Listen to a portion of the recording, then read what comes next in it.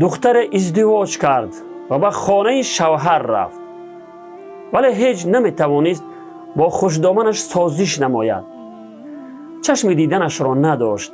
هر روز با هم جنجال میکردند و یکدیگر را هیچ نمیفهمیدند.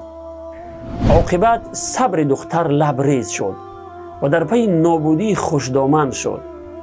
با این مقصد به نزد داروسازی که دوستی صمیمی پدرش بود رفت و از او درخواست کرد تا زهر به او بدهد تا بتواند خوشدامنش را بکشد. داروساز به دختر گفت اگر زهر خطرناکی به تو بدهم و خوشدامنت در حال کشته شود همه به تو شک خواهند کرد. پس خمیره‌ای به دختر داد و گفت که هر روز مقداری از آن را در غذای خوشدامنت بریز تا زهر آن کم کم به او اثر کند و او را نه در حال بلکه بعد از چند مدت بکشد. توصیه کرد تا در این مدت با خوشدامنش مدارا کند و با مهر و محبت رفتار کند تا کسی به او شک نکند.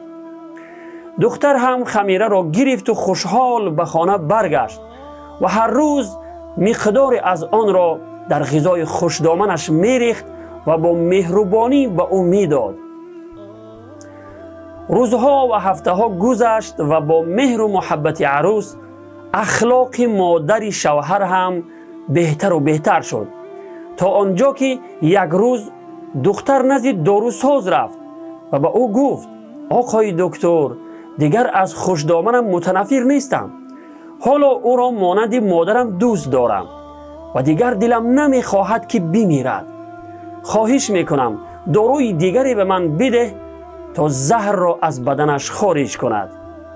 داروساز لبخند زد و گفت دخترم نگران نباش، آن چیزی که به تو دادم زهر نبود بلکه زهر در ذهن خود تو بود که حالا با مهر و محبت به خوشدامنت از بین رفته است. بله خواهران عزیز، واقعا رفتار نیکو و احترام کلانسالان مهر و محبت را در قلبشان بیدار می کند و در نتیجه شما مورد محبت و احترام آنها قرار می گیرید که این با فایده خود شماست. برعکس اگر بدرفتاری کنید در جواب بغیر از بدرفتاری نسبت به شما چیزی نمی بینید.